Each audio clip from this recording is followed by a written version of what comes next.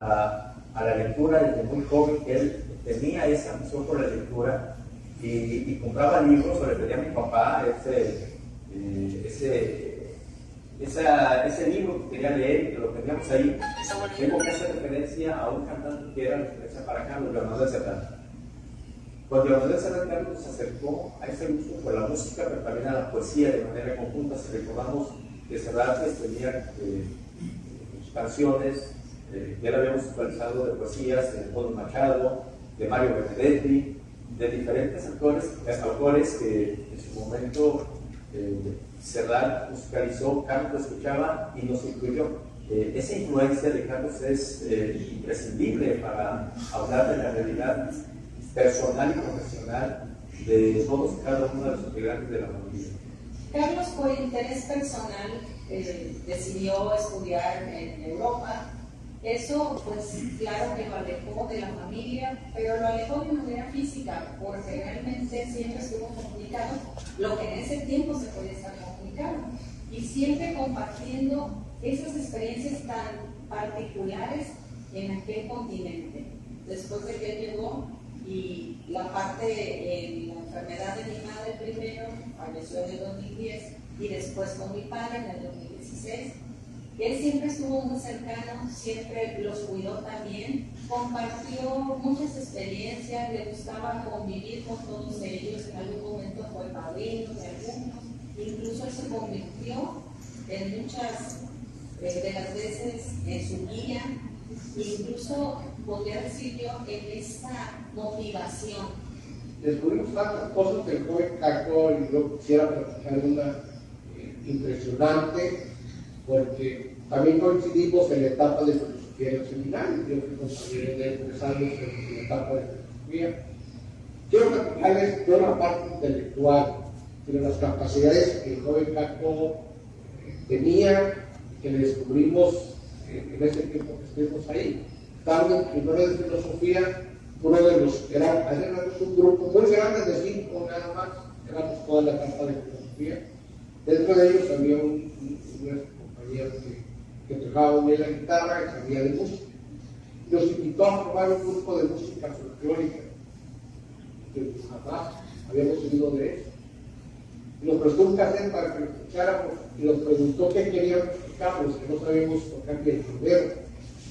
Y él, curiosamente, empezó a tocar la queja, que jamás había tocado una queja. Quizás en la secundaria había agarrado la flotita esa que se le llama flauta dulce y tenía algún conocimiento de movimiento de dedos, pero ahí empezó a tocar la queja y tuvimos un gran éxito en el grupo, y el gran éxito se debía precisamente a la queja. O sea, quedamos sorprendidos de que sabía de música, quedamos sorprendidos como sin saber nada de música, él había sacado adelante tanto eso que primero hicimos durante 3 años que siguió ese grupo de música electrónica. Carlos, el último año de vida de mi padre, tomó el relato de la vida de mi padre y publicamos un libro, entre comillas publicamos porque fue una impresión muy familiar, un libro que se llama El Remate, y una planta hidráulica que digo, como es el título, y es un libro que Carlos se preocupó porque mi padre dejara plasmada esa experiencia de vida, ese gusto por la comunidad de los somos originarios, ese orgullo, pero también con el orgullo de donde vivimos, de donde nos desarrollamos y donde crecimos, en Villa de Arras.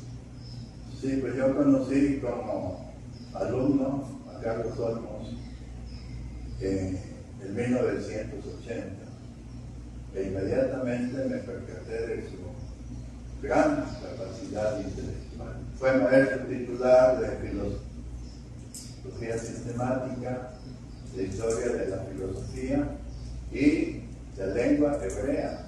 Sus clases fueron una auténtica lección divina, o sea, una lección meditada y orante de la Sagrada Escritura. El maestro Olmos irradiaba mucha paz, mucha tranquilidad y sobre todo una gran capacidad de sacar en nosotros como estudiantes ese espíritu por la búsqueda, por el interés en la filosofía y sobre todo pues por siempre darlo para cada una de las actividades. Me parece que el maestro Olmos siempre era una persona que, sobre todo a partir de la filosofía de la educación, te hacía pensar y te hacía reflexionar. Él no era un profesor que a lo mejor tuviera por un lado la tecnología o hiciera uso de grandes recursos educativos.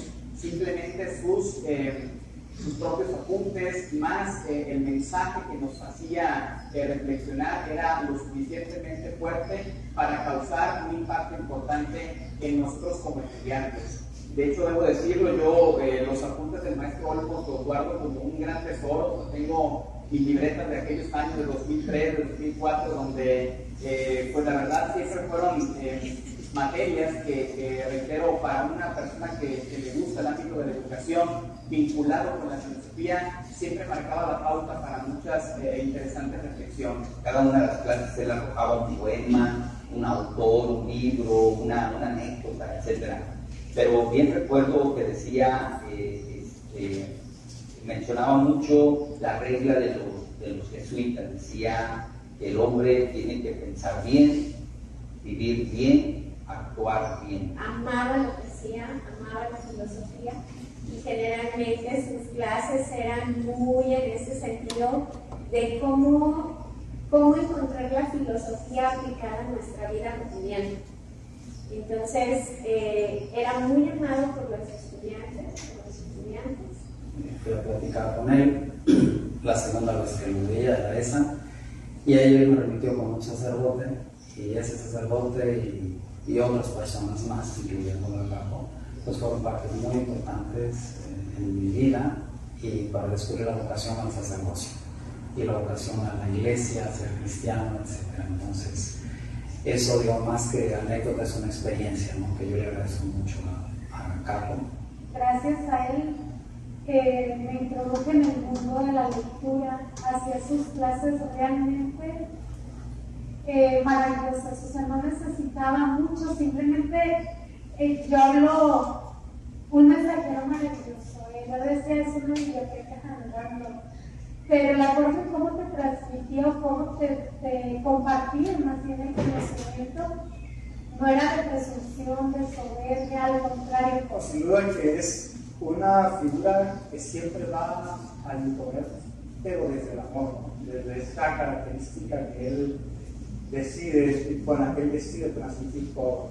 Ahora sí que su misma persona le hablaba muchísimo, ¿no? Sin decir palabras, sin decir absolutamente nada, le hablaba, él decía, él gritaba incluso, ¿no? Su silencio era un silencio que aturdía bastante. Venía en bici a la facultad, estábamos esperando que todo se fuera y pues lo veo y se baja y entonces empieza a caminar y alguien me dice, creo que él es nuestro maestro.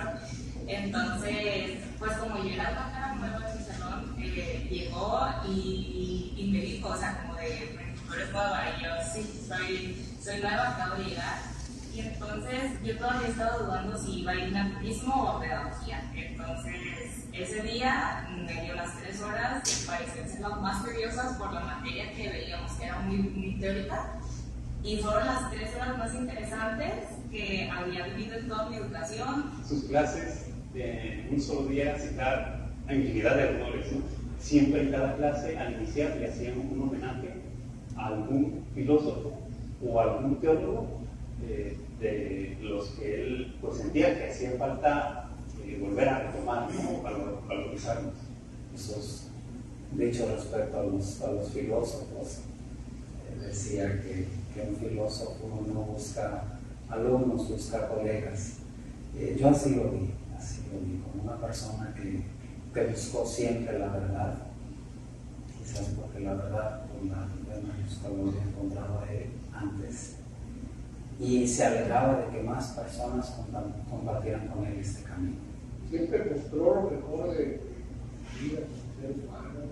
Vamos a recordarlo con la calidez humana que él tenía, con su inteligencia, su sabiduría y sobre todo la prudencia que él tenía siempre, y la bondad, ¿verdad?, que él nos transmitía a los estudiantes, a los profesores. Había que entenderlo en sus libros, y porque sus libros reflejaban parte de su ser. Habría que entenderlo en su contexto a Carlos Olmos y habría que entenderlo en su pretexto, es decir, la intencionalidad con la que Carlos Olmos escribía, actuaba y todo eso? Era un hombre honesto, sincero, amoroso, pues muy brillante, ¿verdad? Eso creo que nosotros lo sabemos, muy brillante, pero sobre todo un hombre extraordinariamente sencillo, humilde y con un gran amor hacia lo que hacía y hacia las personas.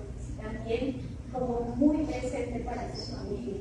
Carlos deja un legado que está ahí y que nosotros lo conocimos, los otros alumnos, para aprovechar, pero creo que no termina con eso. Ahí está su obra, está para valorarla, para retomarla y para tener la referencia de un ser humano excepcional. Primero decirle gracias. Gracias por esta enseñanza tan profunda, y en otras palabras de la profundidad de las cosas, que me hizo vivir durante estos casi 7 años de formación. ¿Verdad que era muy fuera de ser en muchos aspectos, pero tan actual, tan actualizado en todos los temas, en muchas cuestiones, que te hacían pensar y sin duda cuestionarte cómo es posible encontrar una persona así, ¿no? Y esto te hacía entrar en imagen en sus decisiones. Dios me concedió la gracia de tener como amigo a Carlos. Y siempre yo lo consideré un amigo fiel, un gran tesoro y un remedio para mi alma.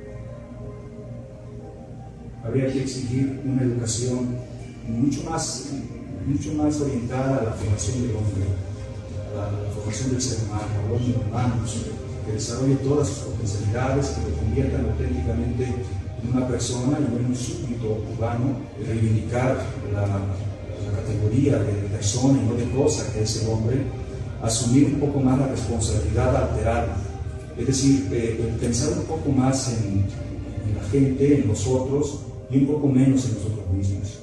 Es decir, en pensar en la comunidad, en la dimensión comunitaria que nos define como personas y por la que nos podemos llamar seres humanos.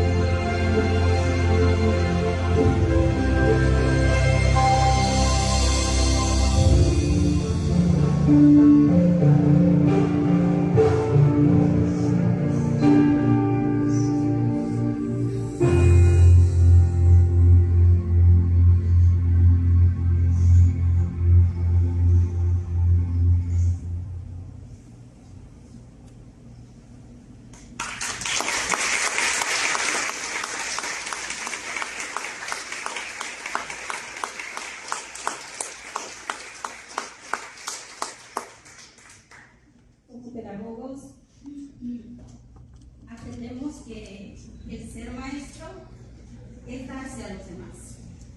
Y creo que el maestro Carlos no se deja maltratarse. Y es parte de su legado, por el cual como asociación elegimos este aniversario para honrar esa memoria. Le pedimos a las autoridades si nos acompañan nuevamente en este sitio.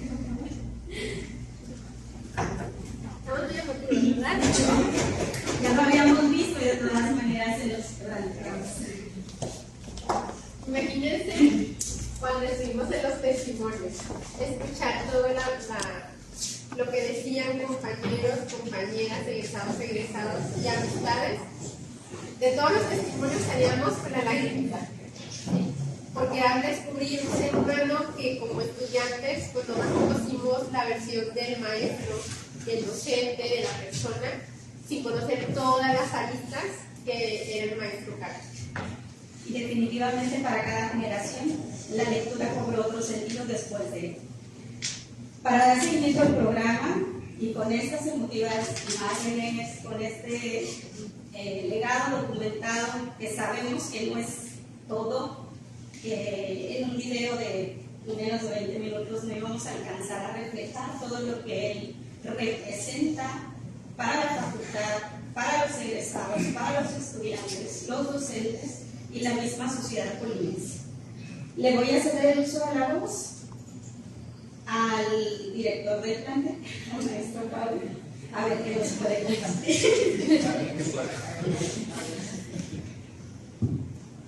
Bueno, pues en primer lugar celebro la apertura para lograr eso y la colaboración siempre que hay con la Asociación de Egresadas y Egresados, porque hemos encontrado motivos suficientes para reconocer a alguien que seguramente coincidimos todas y todos en un docente de estos docentes que dejan huella, y dejan huella por lo que saben y por lo que son. Y en el maestro Carlos Olmos en algunos otros momentos lo he compartido. Fue un docente que con una palabra al centro de la pizarra podía convertir la atmósfera del salón inmediatamente cuando empezaba a hablar. Creo que es algo que pocas personas logran, que pocas personas tienen, y en sus clases siempre hubo palabra, pero también hubo silencio, y era un silencio que nos llevaba a aprender, y nos llevaba a aprender no solamente de lo que la filosofía dice, lo que la filosofía es, sino nos llevaba a aprender lo que nosotros podemos llegar a ser. Y creo que eso redondea en toda su extensión lo que un maestro, lo que una maestra puede lograr con sus estudiantes. Y al final encontrar esta posibilidad de reconocerle, como ya lo mencionaban, un poquito de todo lo que él hizo, todo lo que él dejó en nosotros, pues es una manera de poner también nuestro granito de arena para preservar la memoria del maestro Carlos Olmos. Sabemos que él no era de redes sociales, él no era de videos, y quisimos hacer este esfuerzo precisamente para poder compartir con el estudiantado que viene detrás de nosotros quién fue él y por qué nosotros le recordamos con tanto cariño, con tanto gusto, y pues definitivamente su presencia en la facultad está y seguirá estando. Así es que muchas gracias, doctora Fabiola, por emprender esta tarea en compañía de la Federación de Egresados también.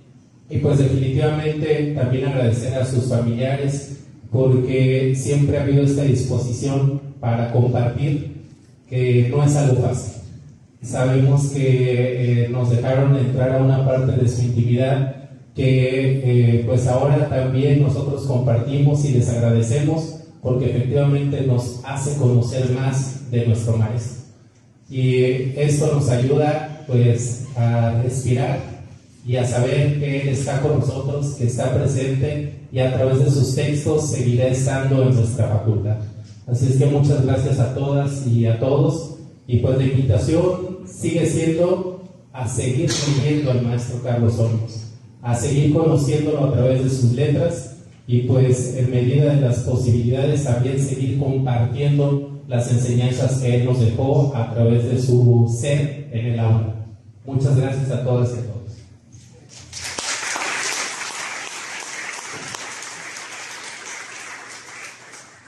Pues esa clave indispensable para lograr este merecido homenaje fue su hermano, el licenciado Gilberto Olmos Torres, a quien le cedemos el uso de la palabra. Gracias. Bueno, gracias. Buenas tardes, director, a representantes de Aviles. Gracias a todos que están aquí. Bueno, aquí estamos, la familia de Carlos.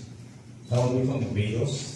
Definitivamente que el contenido de este documental, de alguna manera, retrata la vida y obra de Carlos, que nos conmueve hasta lo más profundo. Cuando surgió la idea y me la planteó a nuestra Fabiola, pues compartí con mis hermanos, mis hermanas, y claro, hubo total disposición, nada más que nos enfrentábamos a un reto enorme: conseguir material audiovisual. Sí, fue un desafío, porque definitivamente, y quienes le conocieron y quienes no lo conocen, pues ya se dijo aquí, Carlos no era muy afecto a las cámaras. De hecho, ese video que sale ahí en el documental fue grabado a botadillas. Recuerdo su indignación cuando se enteró que por ahí andaba circulando en las redes. Inmediatamente me dijo: ¿qué puedes hacer? Esto, quiten eso.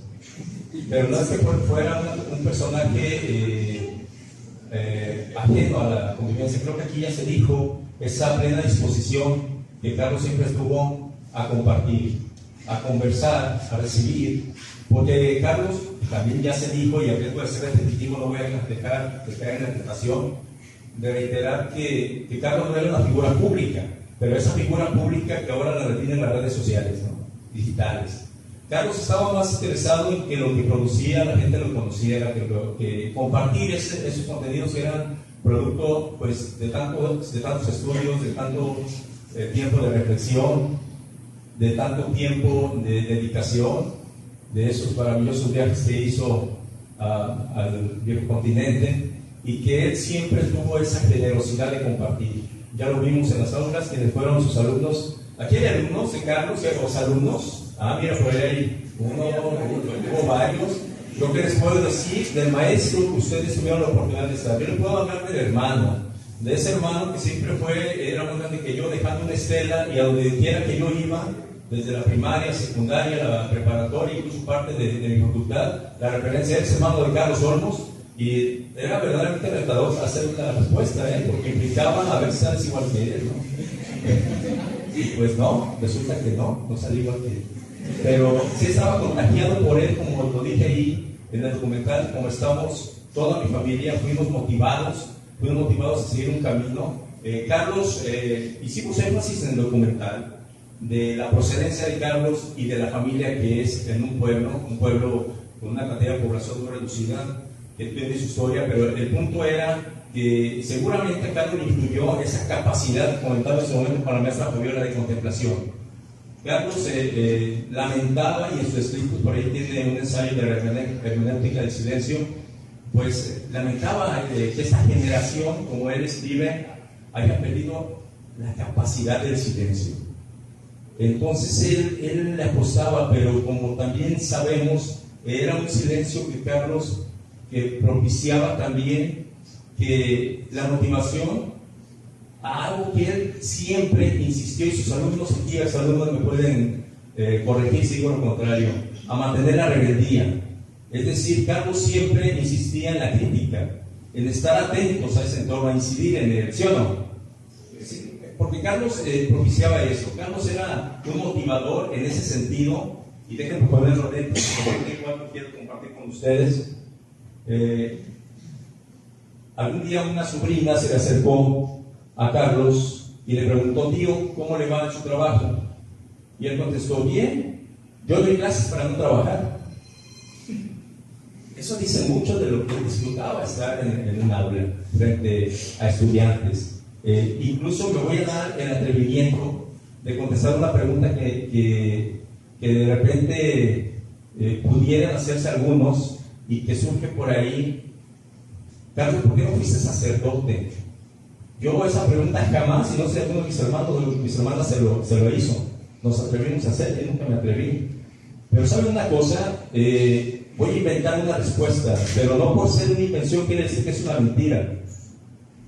Por estar cerca de más estudiantes. Yo creo que Carlos decidió abrirse más a otros espacios. Carlos hizo de la Facultad de Pedagogía su segunda casa. Él acababa de dejar, pero insisto, creo que era parte de su vivencia, era parte de su disfrute. Yo me quiero extender, de Carlos se pueden estar hablando horas, no quiero tampoco glorificar su figura, creo que Carlos por sí mismo, su legado ahí está, su obra, leer la obra literaria, tanto filosófica como poética de Carlos, es un encuentro con el maestro, con el amigo, con el hermano. Deja un legado tangible de ese maravilloso ser humano, generoso, humilde, sencillo, de trato amable, siempre dispuesto a la conversación inteligente y, por qué no decirlo, también llano. Alguna vez en esas conversaciones que extrañamos, ahí en casa, en esa casa de la calle Reforma, en el centro de Villa de Álvarez, pues como todos, amigos, familia, nos acercábamos a él y a veces les poníamos alguna situación que traíamos, y yo algún día que le exponía algo, me dijo, hay que tomarlo con filosofía. Esa fue su respuesta. Bueno, con el tiempo, y bueno, ya con su ausencia de una vez, y lo compartí con mis hijos, esa respuesta, y me dijo, dejo para tomarlo con filosofía. Y leyendo su obra, aquí traigo su libro, el de Voces y otros escritos cataparcianos que editó la universidad, define filosofía y dice: las circunstancias no dependen casi nunca de nosotros. Lo que sí depende de nosotros es la actitud ante las circunstancias. Y me dio la pista con esa respuesta. Ese era Carlos, esa era esa espontaneidad, esa creatividad, esa inteligencia, esa disposición, esa, insisto, esa presencia que seguimos extrañando.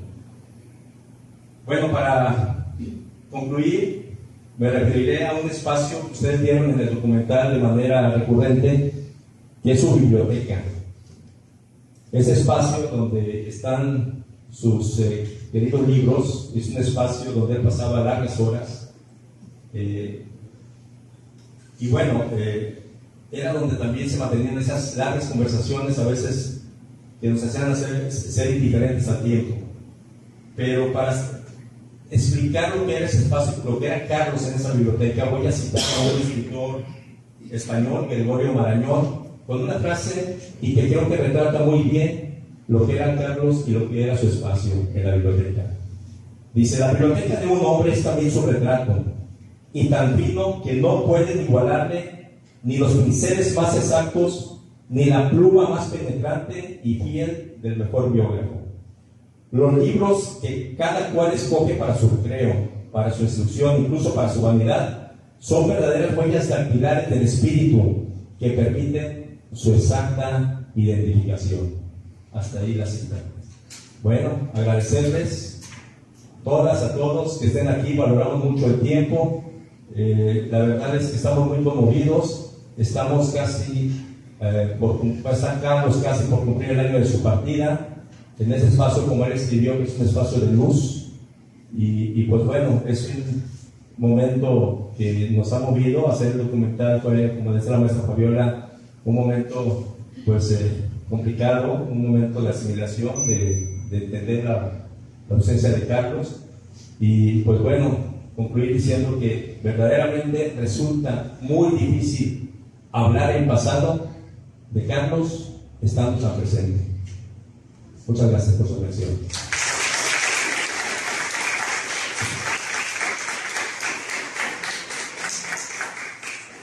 Como asociación de egresados de la Facultad de Pedagogía disfrutamos todo el proceso de creación de este merecido homenaje.